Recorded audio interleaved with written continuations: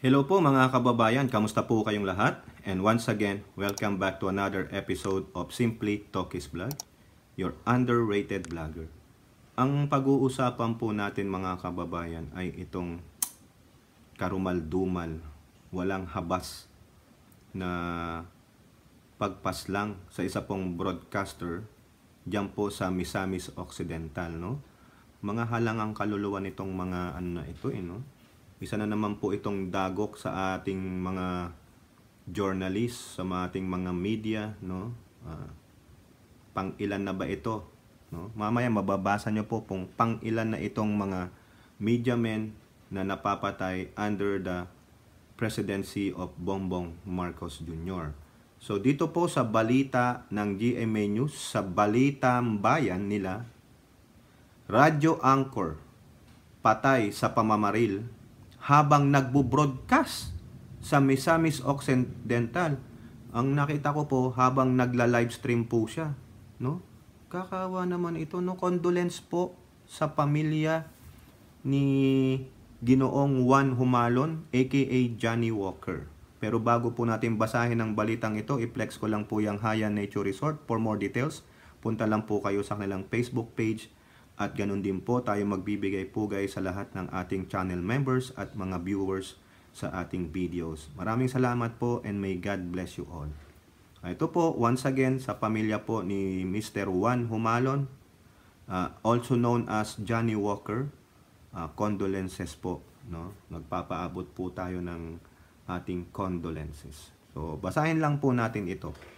Patay ang isang radyo anchor matapos siyang pagbabarilin habang siya ay nagla-live broadcast sa Misamis Occidental noong linggo ng umaga.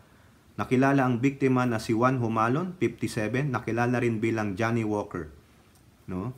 Ayon sa inisyal na impormasyon galing sa Philippine National Police sa Kamkrame, nangyari ang insidente nitong 5:30 ng umaga habang umeera ang programa ni Humalon sa 94.7 Calamba Gold FM mula sa kanyang home base sa mismong bahay pa niya. Radio station sa barangay Don Bernardo A. Neri sa bayan ng Calamba. Sa Misamis Occidental po ito ha. Dumating ang suspect sa istasyon at sinabing may mahalaga siyang anunsyo na sana ay maiere sa radio program.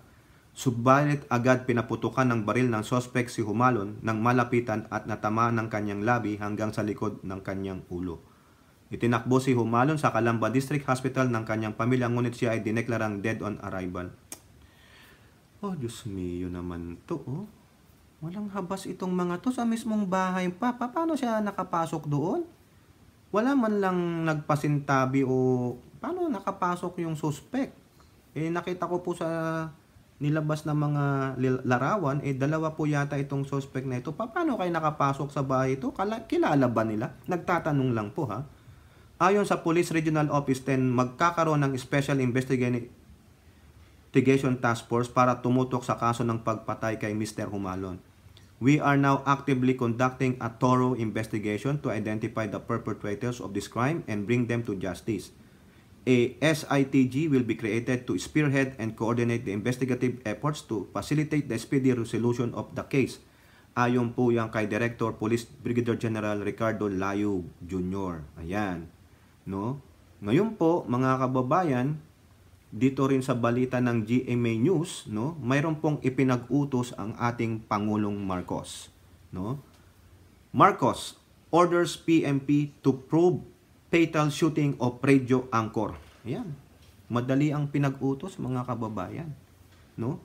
President Ferdinand Bongbong Marcos Jr. on Sunday vowed, no, pinapromise niya, to bring justice to the murder of a radio broadcaster in Calamba, Misamis Occidental by ordering the PNP to investigate the crime and apprehend the perpetrator. In a statement issued by the PCO, Marcos strongly condemned the killing of Juan Humalon, who was known also as Johnny Walker. Quote, ang ganitong walang kabihas ng pag-atake sa ating mamamahayag ay walang lugar sa isang demokratikong bansa. Correct. Tingnan nyo ha. Talagang nagbigay kaagad ng pahayag. Ngayon po, alam nyo na, yung mga naysayer, mga anti-Marcos administration, tulad nung nandito sa LA, naglabas na naman ng kanyang pahayag na, alam nyo na, parang very, very weak ang Pangulong Bongbong Marcos. Yun po yung sa kanya. Hindi ikaw nang magpresidente. Di po ba? Marcos also extended his condolences to Humalon's bereaved family. Okay? Makakaasa kayo ng aming masusing pagtutok upang mabigyan ng hustisya ang kanyang pagpaslang. O yun po.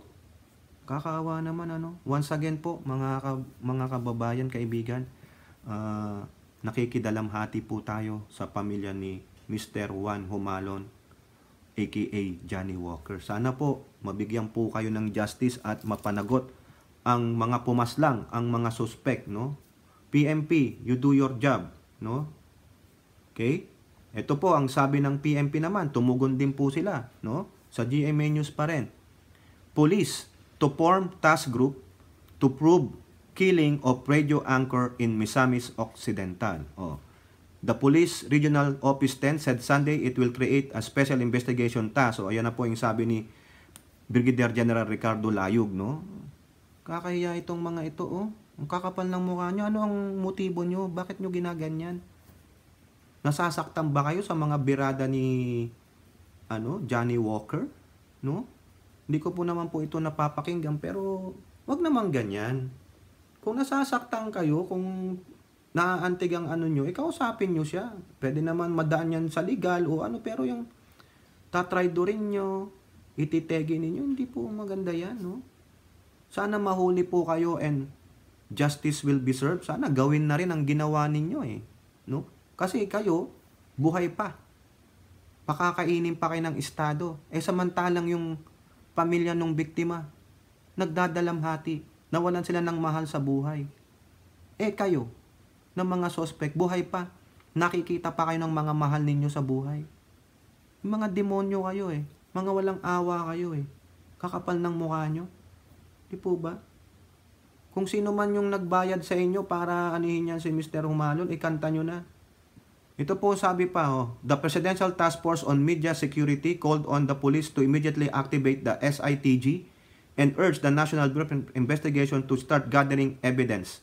Even as we extend our sympathy to the victim's family and friends over his dastardly attack, we also called on the Misamis Occidental Police Office to immediately constitute its SITG to investigate this incident and apprehend the suspect and others possibly involved in the interest of justice. Ayon po ang sabi ni Presidential Task Force on Media Security Executive Director Undersecretary Paul Gutierrez. Gutierrez also urged the media and the public not to resort to any speculation or make baseless accusation that can only distract our investigators from the true motive for the attack on Humalon. Instead, we call on them to provide relevant and factual information that can hasten the resolution of this incident.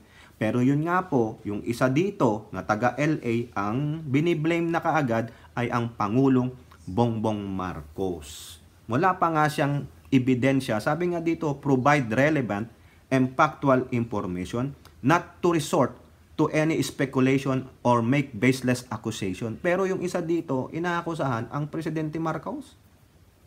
Let us stand united against violence and work towards a society where freedom of expression and of the press is respected and protected. Ayun po yung sabi ni Undersecretary Gutierrez. Okay? So, nag-form na po SITG. So, dyan sa Region 10. No? Kawawa, nakakaawa itong mga ito. Kakahiya itong mga palibasa kasi ang lalakas ng loob, humawak ng baril. No? Dapat dyan, pag nasintensyahan yan, no? Parang eye for an eye. Kung pikon kayo, no? Kusapin nyo siya. Kung libelous yung sinasabi sa inyo, tatatamaan kayo. Meron naman tayong batas. Wag yung batas ng armas ang gagamitin nyo o kamaunin nyo. Di po ba? Eto po, sabi ni DOJ Secretary sa Manila Bulletin.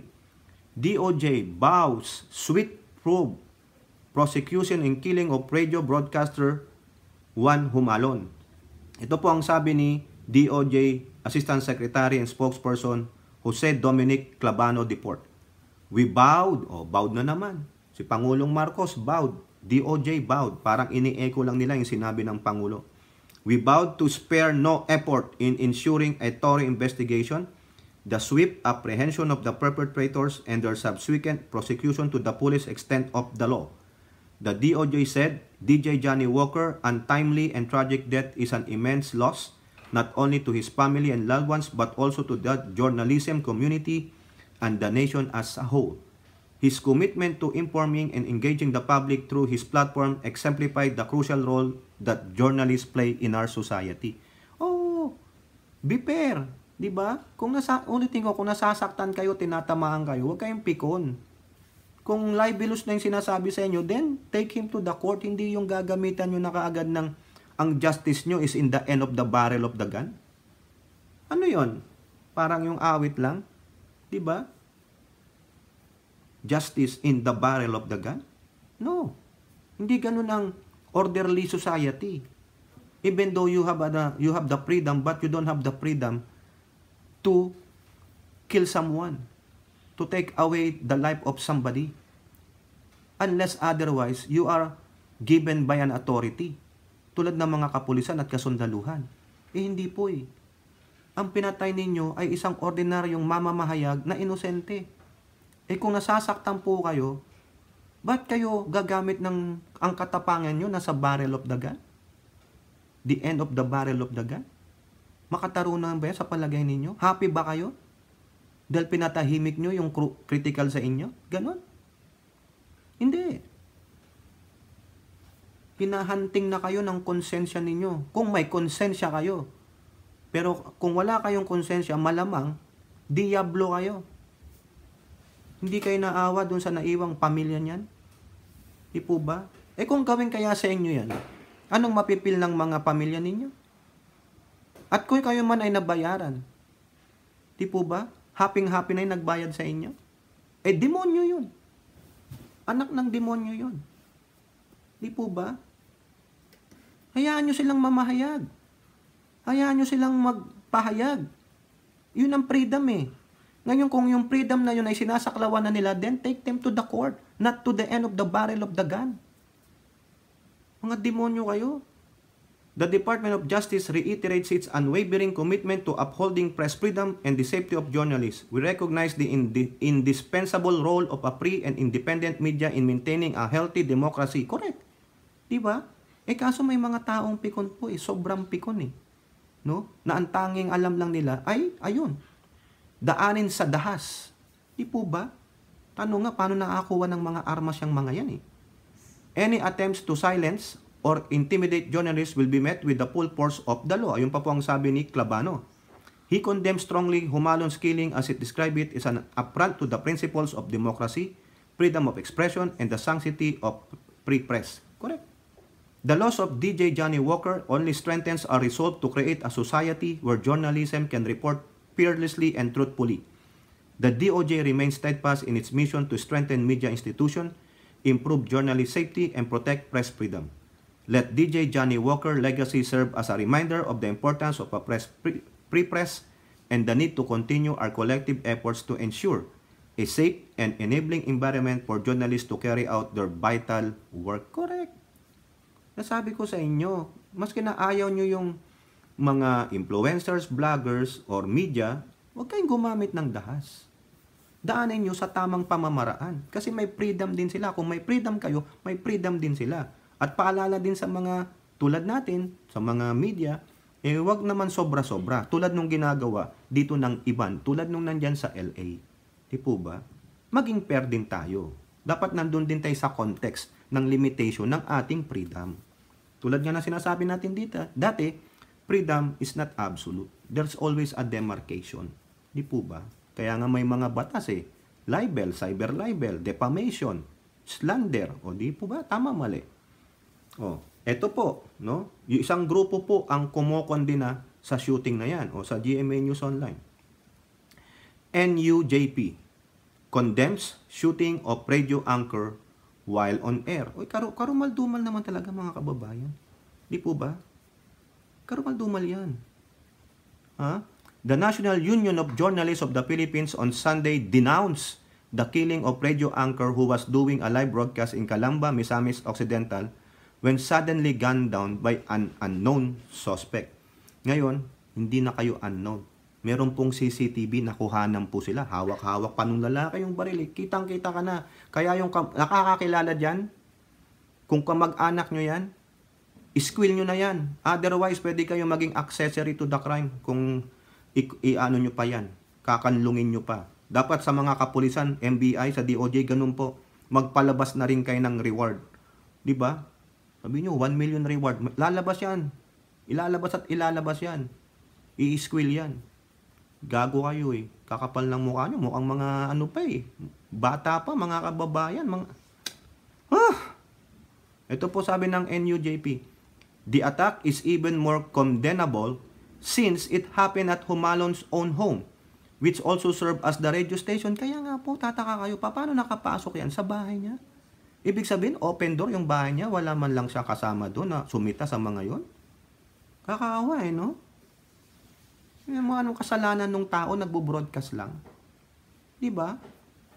Kakahiya kayo. The union said Humalon's killing is the 199th since 1986 and the fourth under the administration of President Marcos Jr. Ay, pang-apat na pala ito, no? The killing also comes in the same week as the International Day to End Impunity for Crime Against Journalists. Authorities are currently conducting an investigation to determine the identity of the suspect as well as the motive of the crime. Ayun no. Kailangan po yan, oy. NBI, police. Tulungan nyo po yan. Hustisya po para sa biktima at sa pamilya po ni DJ Johnny Walker, sir. May you rest in peace. At once again, condolences po sa pamilya, no? Ito po ang malagim na katotohanan sa ating bansa, no? Ito na po, lumabas na to. Wala tayong magagawa dito.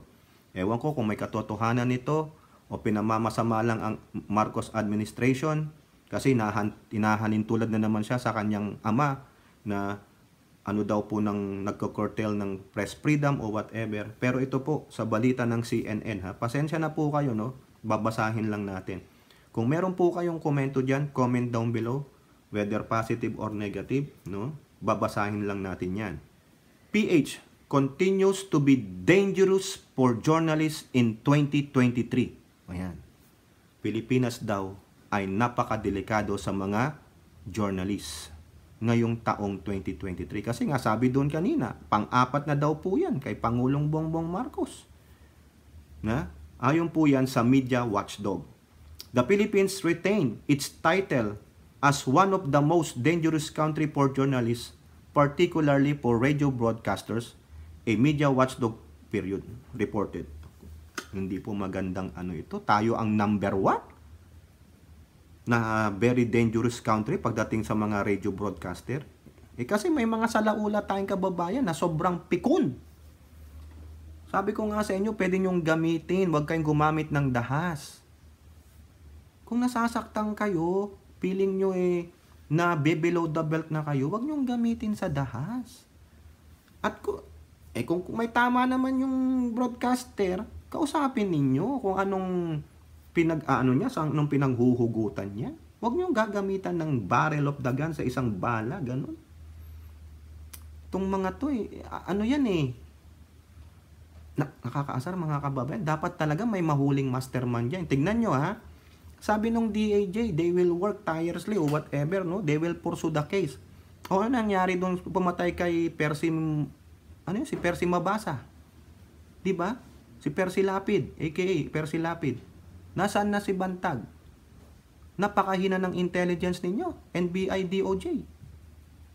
Hindi nyo makita si Bantag? Nasaan siya? Kumbaga, dinaig pa ba kayo ng mga vloggers? Nakausap nila si Bantag, kayo nasaan? Ang hina ninyo. Ilang buwan na ba yung si Percy Lapid? May 1 taon na yata.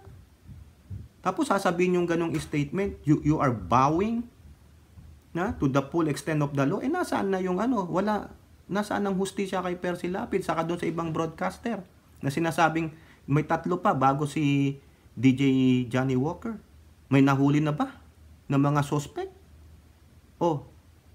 Di po ba mga kababayan?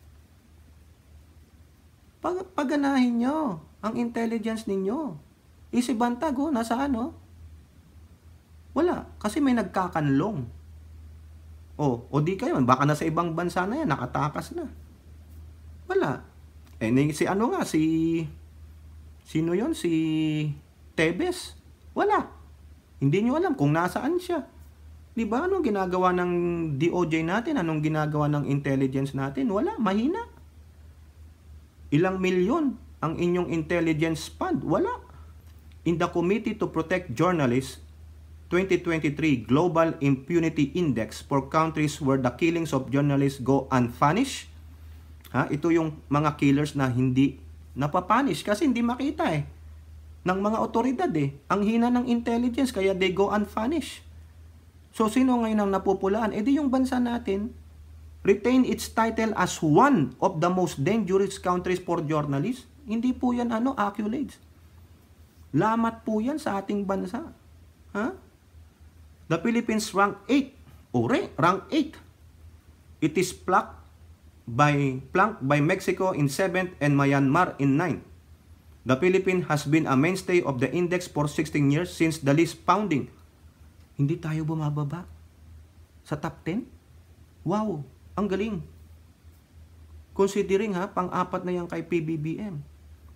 While Ferdinand Marcos Jr. has adopted a more conciliatory approach toward the media since becoming president in June 2022, CPJ reported that a culture of self-censored persists and Marcos' change in tone has not yet been accompanied by substantive action to undo the damage wrought to press freedom under the Rodrigo Roa Duterte administration. There had been 20 murders of journalists in the Philippines since September 2013. 10-year period, 3 of them took place since Marcos took office in June last year. Namely, the killings of Renato Blanco in September 2022, Chris Bondoquin in 2023, and the most notorious shooting of Percival Mabasa. Di ba? Tama ako, 1 taon na yung kay Percy Mabasa. Pati yung kay Renato Blanco. Nasaan na yung mga perpetrator? Kaya sinasabi kasi, go unpunished. Kaya nandun tayo sa list na yun. Kasi walang napaparusahan, walang nahuhuli kasi napakahina po ng intelligence ng ating mga otoridad. Itinitenga. Tapos kung babatikusin mo, itong NBI, DOJ, o kapulisan, sila pagalit. Bigyan nyo naman po ng hustisya yung biktima, saka yung pamilya ng biktima. Hindi nga makita si Bantag Di po ba? Nasaan si Bantag? Ito bang pumatay kay Ginoong Renato Blanco? Nakita nyo? Nahuli ba? Kay Chris Bondoquin? Nahuli ba? Ito sana si DJ Johnny Walker, sana mahuli po yan. 6 radio journalists were killed in the last year alone. Aside from Blanco, Bondoquin, and Mabasa, there were also Audrey Estrada, who was murdered in March 2022, Jana Villegas, April, and Federico Gempisao in June. Abay, ang dami nito mga kababayan.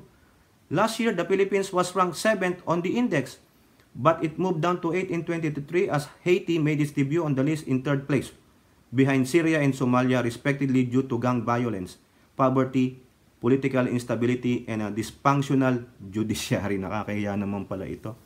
Number 8 tayo. Ito ba, may mga report ba na nahuli ang mga tumegi sa mga biktima na ito? Itong 6 na ito? Pinamamasama nyo ang Marcos administration. Iniisip ng tao na wala kayong ginagawa. DOJ, NBI, police. Kinakailangan na ba ng tulong ng international para mahanap nyo yung mga taong yan? At yung mga taong kumakanlong sa mga pumapatay na yan, dapat kasuhan nyo rin ng accessory to the crime para po matakot sila. Walang pangilang batas ninyo kasi walang bitay. Kulong lang o sila buhay pa, lumalamon pa 3 times a day. Nakakagising, nakakatulog, nagpapaaraw, nag-e-exercise, nagbabasketball. Tapos gagawa pa ng kalokohan sa loob ng bilangguan. Di ba? Happy-happy sila, buhay-hari sila sa kulungan pa nga. Pero kawawa naman yung mga pamilya ng nabiktima. Paano kung may maliliit na anak itong mga ito? Hindi nyo ba naisip yung kayong mga mastermind, kayong mga anak ng demonyo? Visit kayo.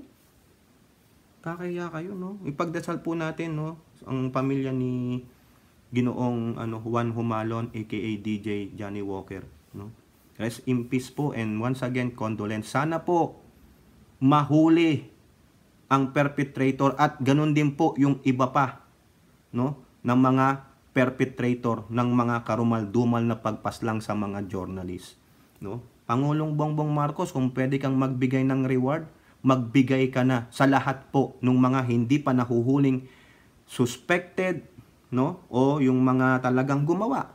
Bigay kayo ng reward, may ilalabas at ilalabas diyan. May magkakanulo sa mga yan. Yan ang dapat kinakailangan natin nung mga makapili. Di po ba? O, kat kayo naman, nakamag-anak o kapamilya, kaibigan na nagkakanlong sa mga suspect na yan, alam nyo namang nakita nyo na sa TV, no? Pag hindi nyo pa yan isurrender, kasuhan din kayo. Accessory to the crime. Tama, mali. Karumal-dumal po ito eh. Sarili mong bahay, pinasok ka. Di ba? What audacity to do that? Ang lakas ng loob, mga kababayan. Kasi hawak niya baril eh. Malakas ang loob niya. Eh mamayang mahirap pa niyan, baka nakachongki pa. Kaya lalong lumakas ang loob. Kawawa eh. Awa ako. Mga ganyan. Yaw lang nating maluha dito eh. Alam nyo naman, no? Sa mga ganyang bagay eh, ano po ang ating luha dyan? Hindi po katanggap-tanggap ito. Kalunos-lunos po yan. Sana mahuli po, no? We continue praying para sa biktima at para din po mahuli ang mga perpetrators at maipunta sila sa justice. No? Kung ayaw nyong ipahuli sarili nyo, alam nyo na gagawin sa sarili ninyo. Hindi ko na po sasabihin, kayo na lang. Diba? Tama, mali. Huwag na kayong maawa sa sarili ninyo. Wala kayong awa dun sa biktima at sa pamilya ng biniktima ninyo. Mga hinayupa kayo. Sana kunin na rin kayo nung lalaking may kalawit. Hayop kayo. Okay, naawa.